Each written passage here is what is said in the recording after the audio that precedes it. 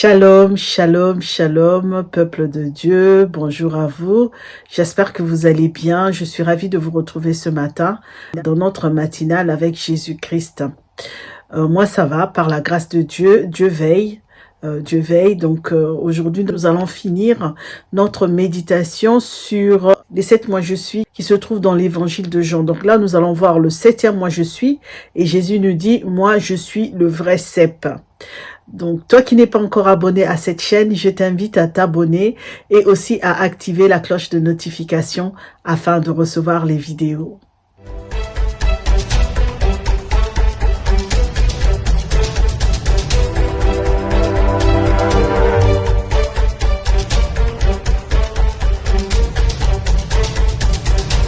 Oui, donc aujourd'hui, nous allons finir notre étude sur les 7 mois je suis qui se trouve dans l'évangile de Jean.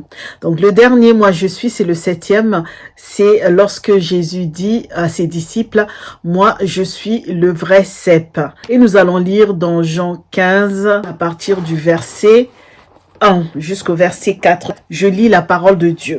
C'est moi qui suis le vrai cep et mon père est l'agriculteur. Tout sarment qui en moi ne porte pas de fruits, il l'enlève. Tout sarment qui porte du fruit, il le purifie en le taillant pour qu'il porte encore plus de fruits. Vous, vous êtes déjà purs à cause de la parole que je vous ai dite. De même que le sarment ne peut pas lui-même porter du fruit, à moins qu'il ne demeure dans le cep. De même, vous non plus, vous ne le pouvez pas, à moins que vous ne demeurez en moi. Ici, Jésus nous dit qu'il est le vrai cep. Il se présente comme le vrai cep à ses disciples. Ça veut dire quoi? Ça veut dire qu'il est le véritable, il est l'idéal. Et le Père, comme il nous dit, le Père c'est le cultivateur, le Père c'est le propriétaire du cep. Jésus est donc ici le vase et la source de bénédiction. Ce n'est donc pas Israël qui est le vrai cep, mais c'est Christ. Le Père qui est le cultivateur soigne cette plante qu'il a plantée sur terre et non dans le ciel. Parce que dans le ciel, on n'a pas besoin de vignerons. Ce qui veut dire que nous qui sommes attachés à Christ, nous sommes soignés.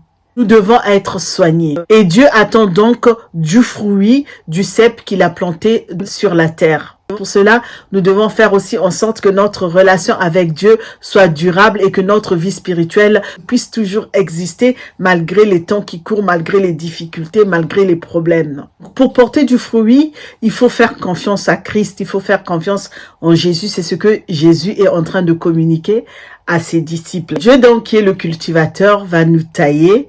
Dieu qui est le propriétaire et le cultivateur du cep va nous tailler, non pas pour nous faire du mal, mais pour nous rendre plus vigoureux, pour nous rendre plus solides. Et il va le faire par amour, il va le faire dans l'amour. Vous verrez que lorsqu'on plante un arbre, on est obligé de tailler les branches pour pouvoir s'en occuper, parce que si on ne s'en occupe pas, l'arbre va dépérir. Et Dieu fait la même chose pour nous.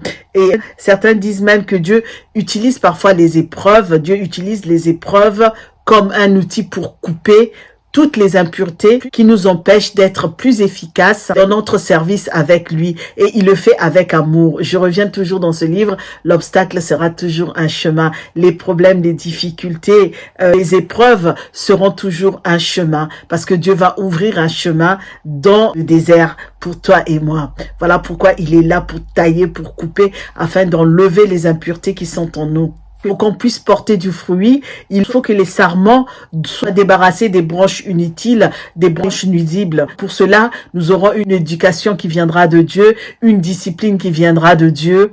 Nous l'avons dit pour nous, les chrétiens, cela peut se faire par des épreuves. Et cela se fait dans un premier temps, dans la parole de Dieu, dans la lecture de la parole, dans la lecture de la Bible, dans l'obéissance. Donc Jésus, quand il nous dit qu'il est le vrai cep, et nous sommes les sarments, ça veut simplement dire que si on nous sépare, si nous sommes séparés de lui, il n'y aura rien de bon qui va se passer dans notre vie. Si nous sommes séparés de Jésus, nous ne pourrions rien faire.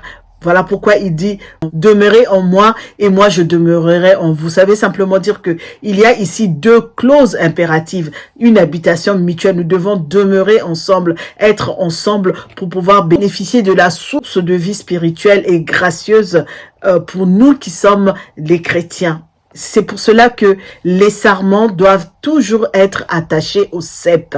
Les sarments doivent toujours être attachés au cep.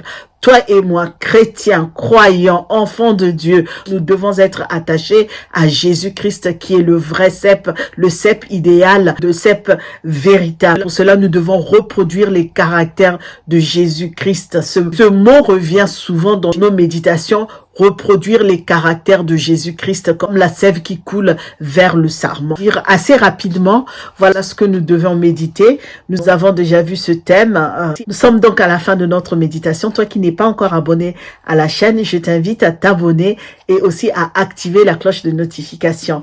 Like et partage la vidéo. Restons en paix, soyons en paix, restons connectés à Jésus-Christ et surtout soyons des courageux et des courageuses. La marche est longue, la marche est difficile, mais nous nous accrochons à Jésus-Christ comme on a dit. Nous devons reproduire les caractères de Jésus. Nous devons nous rattacher comme le sarment est rattaché au cep.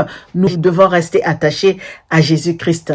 Très bientôt, notre émission en toute honnêteté. N'oubliez pas, vraiment, nous allons parler tous en toute honnêteté. Nous allons prendre certains passages de la Bible, certains personnages de la Bible, certaines actions. Nous allons décortiquer tout ça à l'aune du 21e siècle dans notre façon de vivre aujourd'hui. Parce qu'il y a des choses à reproduire et à ne pas reproduire. Ce n'est pas parce que David avait plusieurs femmes ou Salomon en avait plusieurs que toi aussi tu dois avoir plusieurs femmes. Ce n'est pas parce que Abraham avait plusieurs enfants de X, de Y, de Madame Y, de Madame X, de Sarah, que toi aussi tu dois faire la même chose parce qu'il faudra après gérer les conflits entre les enfants. Voilà pourquoi nous allons parler en toute honnêteté. Abraham était béni, bien sûr. Il a eu l'enfant de la promesse, bien sûr. Mais entre-temps, il a eu d'autres enfants. Ces enfants-là, on n'en parle presque pas parce que ce ne sont pas les enfants de la promesse, mais ce sont quand même ses enfants.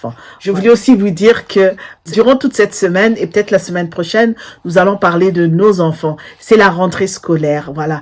C'est la rentrée scolaire. Nous allons faire vraiment quelques méditations qui aura un lien avec nos enfants. Nous allons essayer de méditer certains passages. Nous sommes à la fin de notre méditation. Je vous dis à très bientôt. Que Dieu nous bénisse. Restons en paix. Soyons en paix. Je vous retrouve très bientôt. Au revoir.